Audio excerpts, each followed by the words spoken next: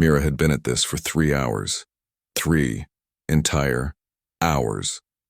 The armor plating lay spread across the maintenance bay floor in careful rows, each piece meticulously sanded, primed, and ready for the final coat of matte black paint. It was therapeutic work, really. The kind of mindless, methodical task that let her brain decompress after the chaos of the last mission. The chemical smell of the paint didn't even bother her anymore. She'd cracked open the bay doors to let the station's recycled air filter through. And somewhere in the background, the low hum of the life support systems created a pleasant white noise. She dipped her brush into the paint canister, watching the thick liquid coat the bristles evenly. Perfect consistency. The shoulder pauldron gleamed wet and fresh as she laid down smooth professional strokes. That's when she heard it. The soft pitter-patter of four-legged movement. Multiple sets. Mira's hand froze mid-stroke. Her eyes slid sideways without moving her head. A predatory instinct honed from years of dealing with her crewmate's offspring. Through the gap in the bay doors, she caught a flash of golden brown fur and heard the telltale chittering that made her blood run cold. "No, not today. I know you're there," she called out, her voice carrying that particular tone every parent in the galaxy recognized. The one that said, "I have eyes in the back of my head and a very long memory." Silence. Suspiciously perfect silence. Then, a tiny sneeze. Mira sighed and set down her brush. "Brekkie, I can literally see your tail sticking out from behind the cargo crate." A moment passed. Then, with the reluctant shuffle of someone caught red-handed, a small figure emerged. Brekkie was a Kethran cub, barely 3 standard years old, with oversized ears that hadn't quite grown into his head yet, and bright amber eyes that could melt durasteel with their innocence. His species resembled what humans might call a cross between a fox and a red panda, with dense fur and a ringed tail currently tucked between his legs in shame, or what was supposed to look like shame. The crumbs around his muzzle suggested otherwise. "Uncle Mira said we could watch," Brekkie announced, his translator collar rendering his chittering into adorably accented standard. "Aunt Mira," she corrected automatically, then caught herself. "And I most certainly did not."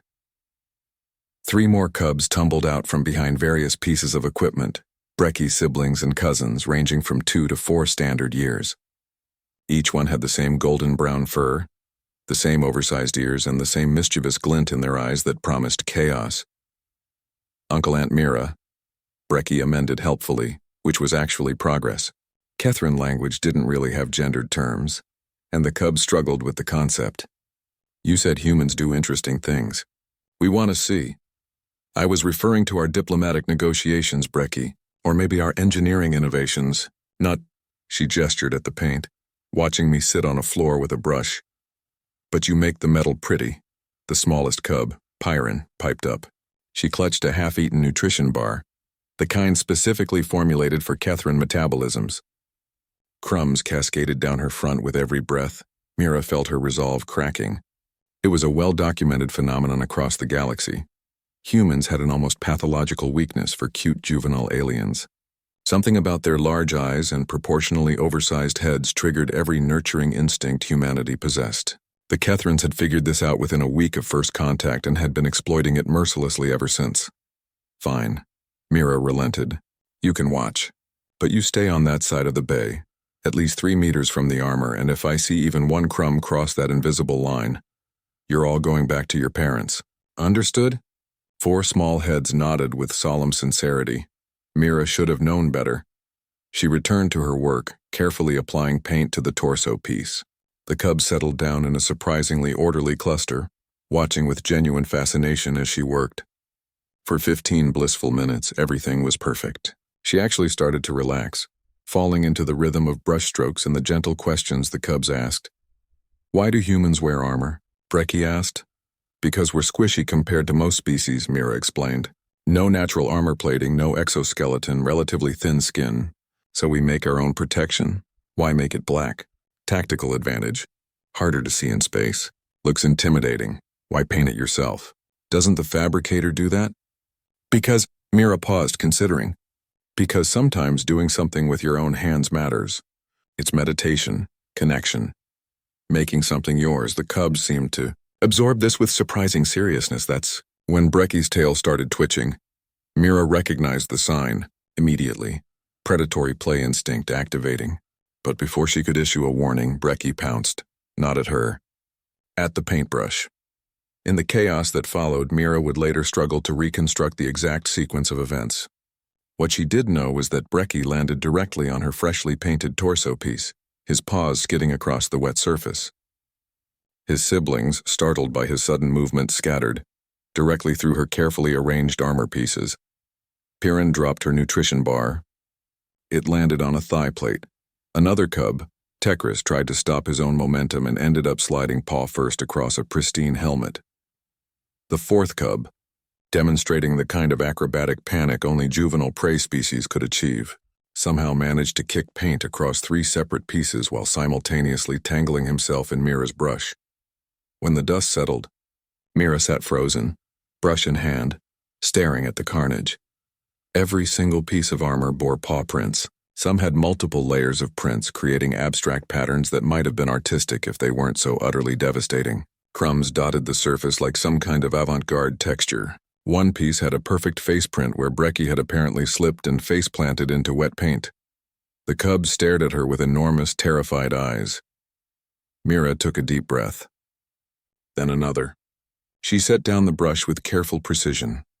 "Uncle Aunt Mira." Brecky's voice was tiny. "Are you going to do the human angry thing?"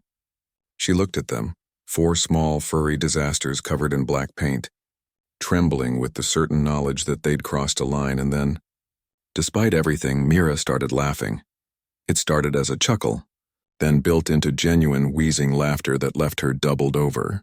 The cubs exchanged confused glances, then tentatively began chittering, the Catherine equivalent of nervous laughter. "You know what?" Mira finally managed, wiping tears from her eyes. "This is actually perfect. Battle scars tell stories, right? Well, now my armor has a story before I've even worn it into battle." She picked up the torso piece, examining Brecky's paw prints. "The story of how I learned that when a human says stay over there, it's not a suggestion, it's a law of physics you're about to violate." Brecky's ears perked up. "So, not in trouble?" "Oh, you're definitely in trouble," Mira said cheerfully. "You're going to help me repaint every single piece. Properly this time. And then you're going to explain to your parents why you're covered in military-grade coating that takes 3 weeks to fully cure." The cubs groaned, but there was relief in it. As Mira gathered cleaning supplies and started the process over again, this time with 4 small, paint-covered assistants who were suddenly very concerned with staying inside boundaries, she couldn't help but smile. Somewhere in the diplomatic corps, someone had once told her that humanity's real superpower wasn't their technology or their tactical brilliance. It was their ability to find family anywhere with anyone and to choose patience and laughter over anger. Looking at 4 contrite cubs carefully holding brushes in their paws, learning the meditation of making something with their own hands, Mira thought maybe they were right. Her armor would have paw prints in the underlayer forever now, hidden beneath fresh paint. A secret reminder that even in the cold void of space, life found a way to be messy, chaotic, and absolutely worth protecting. Even if that life did eat crumbs and track them everywhere.